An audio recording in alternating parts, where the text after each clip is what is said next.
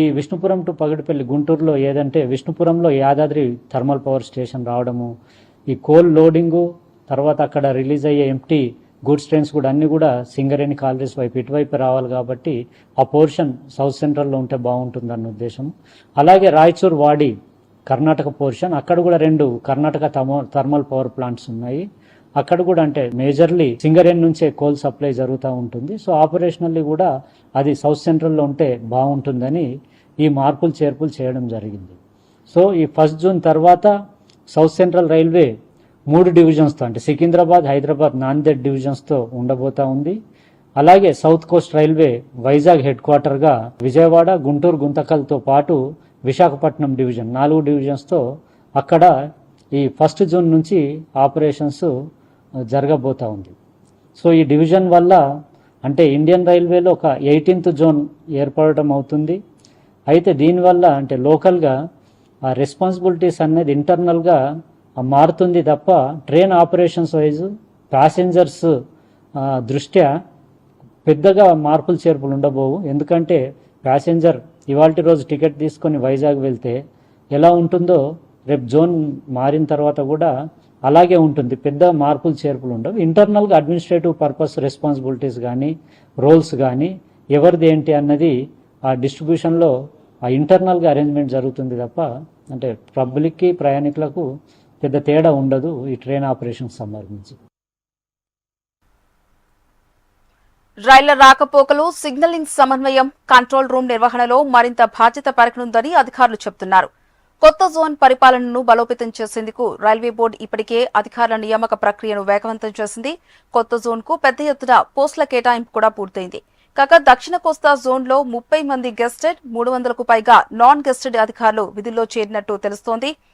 Internal operations తప్ప ప్రయాణికులకు ఎలాంటి మార్పులు, ఇబ్బందులు ఉండవని అధికారులు చెబుతున్నారు.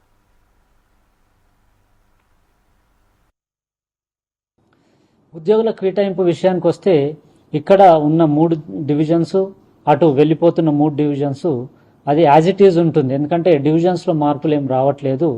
ఆ డివిజనల్ ఆపరేషన్స్ కూడా అలానే ఉండబోతా ఉన్నాయి. అయితే జోన్కి సంబంధించి సౌత్ సెంట్రల్ రైల్వే హెడ్ క్వార్టర్గా 6 డివిజన్స్ని కంట్రోల్ చేసే ఇక్కడ రైలు నిలయం సికింద్రాబాదు, దీంట్లో కొద్దిగా మార్పులు చేర్పులు వస్తాయి. ఎందుకంటే ఇలాంటి హెడ్ క్వార్టరే వైజాగ్లో కూడా ఇప్పుడు ఏర్పడబోతా ఉంది.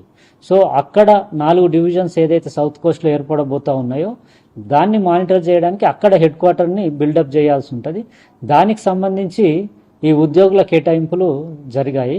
దీంట్లో దాదాపు వైజాగ్ బేస్డ్గా ఉండే హెడ్ క్వార్టర్కి సంబంధించి ఆల్ ఓవర్ ఇండియా రైల్వేస్ నుంచి కూడా ఈ ఆఫీసర్స్ పోస్టులు కానీ లేదంటే స్టాఫ్కు సంబంధించిన పోస్టులు కానీ తీసుకోవడం జరిగింది. సౌత్ సెంట్రల్ రైల్వే నుంచి కూడా మేజర్గా తీసుకోవడం జరిగింది. అంటే ఎగ్జాక్ట్లీ ఆఫ్ చేయలేదు. పోస్టులు మాత్రం ఇక్కడ నుంచి కొద్ది మేర తీసుకున్నా కూడా వేరే రైల్వేస్ నుంచి కూడా వేకెంట్ పోస్టులని తీసుకోవడం జరిగింది. అయితే ఈ పోస్టులకు సంబంధించి నాన్ గెస్టెడ్ స్టాఫ్కు సంబంధించి ప్రయారిటీస్ అడగడం జరిగింది. ఎవరైతే అంటే ఈ సౌత్ సెంట్రల్లోనే కాదు, ఈస్ట్ కోస్ట్ అనే కాదు, ఆల్ ఓవర్ ఇండియా ఎవరైనా కూడా ఇంట్రెస్ట్ ఉండి వైజాగ్కి రావాలని అనుకుంటే అలా వారి నుంచి ప్రిఫరెన్సెస్ తీసుకోవడం జరిగింది. అలా ప్రిఫరెన్సెస్ తీసుకొని వారిని పోస్టింగ్ ఇవ్వడం జరుగుతూ ఉంది. సో ప్రస్తుతానికి దాదాపు 35-40 మంది వరకు ఆఫీసర్స్ ఆల్రెడీ జాయిన్ అవ్వడం జరిగింది. జనరల్ మేనేజర్ గారు 6 months బ్యాక్ అక్కడ పోస్టింగ్ అవడము, గత 6 months నుంచి కూడా ఈ జోన్ని ఆపరేషనలైజ్ చేయడానికి కావాల్సిన కార్యాచరణ, దానికి సంబంధించిన మిగతా పనులు కూడా గత 6 నెలల నుంచి జరుగుతూ ఉన్నాయి.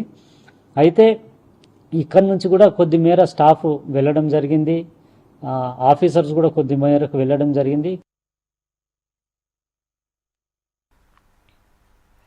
జూన్ 1 నుంచి అమల్లోకి రానున్న ఈ పునర్విభజనతో దక్షిణ భారత రైల్వే పరిపాలనలో కొత్త అధ్యాయం ప్రారంభం కానుంది.